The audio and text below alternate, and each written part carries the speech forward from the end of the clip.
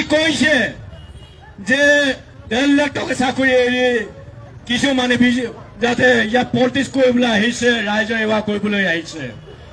মই 1.5 লাখ টকা নহয়, মই 2 কোটি বাহত চেলাৰী দিওঁ ৰাইজক, মোৰ যিটো এমপ্লয়ীসকলক। এই 2 কোটি যি ব্যক্তিয়ে দিব পাৰিলে আপোনালোকৰ সেই সন্তানে গুৱাহাটী হেন বাংলাৰ দিল্লীত যি ব্যৱসায় কৰে, যি মই মাজুলী ৰাইজক মাজুলী উঠি অহা নিবনুৱা BA BA পাছ কৰা ল'ৰা ছোৱালীক, ইঞ্জিনিয়াৰ পাছ কৰা ল'ৰা ছোৱালীক মই কোম্পানীৰ ৰাখি মই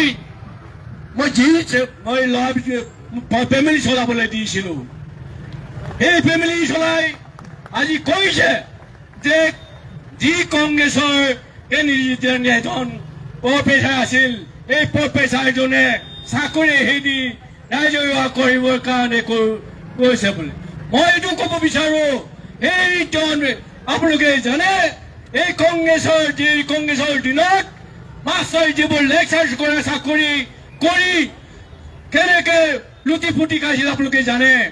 আপোনালোকৰ দিনত, আমাৰ দিনত মই ইউনিভাৰ্চিটি নল'ব পাৰো, মোৰ দিনত চাকৰিৰ কাৰণে 2,000 চাকৰি দিলো, সেই 2,000 চাকৰি 1 পইচা কোনোবাই দিছে বুলি কওক।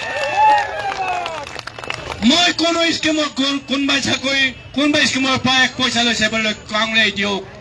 সেইজন যি ডিগ্ৰীধাৰী মানুহ ইউনিভাৰ্চিটি চাকৰি সেইবোৰ কংগ্ৰেছৰ দিনত ইউনিভাৰ্চিটি পাছ কৰি যিবোৰ MLA মন্ত্ৰী হৈছিল, কিছু লোকে MLA মন্ত্ৰীবোৰে 1.5 লাখ 10 লাখ 15 লাখ নহ'লে চাকৰি দিয়া নাছিল। এইজন ব্যক্তি আপোনালোকে সকলোৱে জানে, এখন ট্ৰেক্টৰৰ কাৰণে গেটৰ স্কিমৰ কাৰণে প্ৰত্যেকজনে পইচা নোলোৱাকে এখন স্কিম পাছ কৰা নাছিল।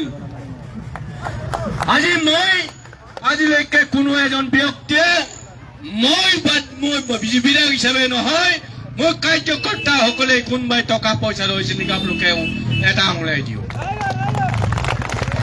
মই আজি আপোনালোকে জানে কংগ্ৰেছৰ দিনত যি মাজুলী জিলা বিচাৰোতে মাজুলী জিলা একনমস্তি দিব নোৱাৰো বুলি কৈছিল। যোৰহাট মাজুলী দলং বিচাৰোতে কংগ্ৰেছৰ দিনা মুখ্যমন্ত্ৰীজনে কৈছিল কলৰ পৰা বনাই থাকিবলৈ কৈছিল। আমি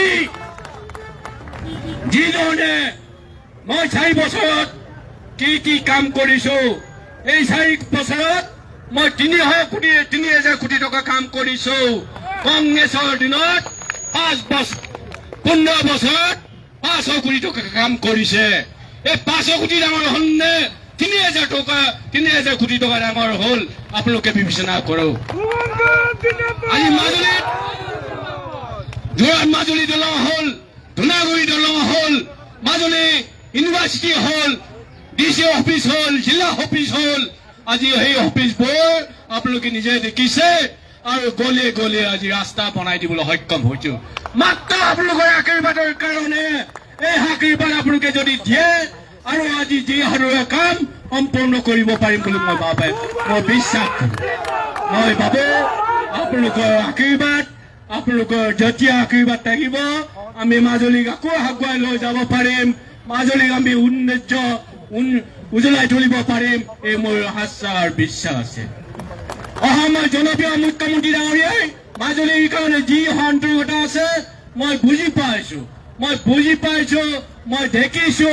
তেখেতে যেতিয়া কাম কৰাৰ ইচ্ছা থাকিলে তেখেতে নিশ্চয় সকলো কাম। আপোনালোকে চাওক, এতিয়া এই গড়মূৰ যি তিনিআলি, কমলাবাৰী তিনিআলি, চাৰিআলি আৰু বনগাঁও ৰাওনাপাৰ, বনগাঁও জেংৰাই নয়া বজাৰ, আজি আপোনালোকে দেখিছে ড্ৰেইনৰ ব্যৱস্থা কৰিছে যাতে লেতেৰাকে থাকিব নালাগে। আজি কংগ্ৰেছৰ দিনত এইবোৰ চিন্তা কৰা হৈছিল জানো? কংগ্ৰেছৰ দিনত কিবা চিন্তা কৰা হৈছিল জানো? আমি কোৱা নাই দুখীয়া শ্ৰেণীসকলক আমি অৰুণোদয় দিছো, আদ্যমিতা আঁচনি দিছো, এইবোৰ আমি ক'বলৈ যোৱা নাই। আমি সকলোকে সমান চকুৰে চাইছো।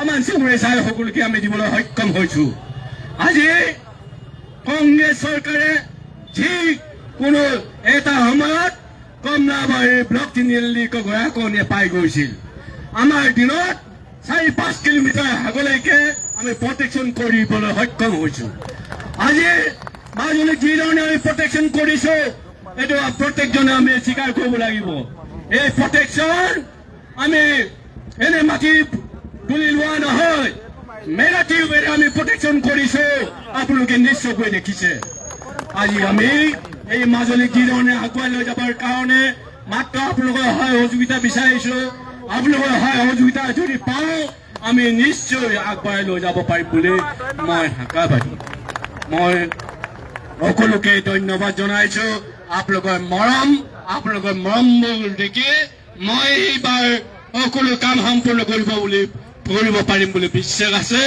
আৰু মই বেছি নকওঁ ইমানে কৈ মোৰ মন্তব্য সামৰিম ধন্যবাদ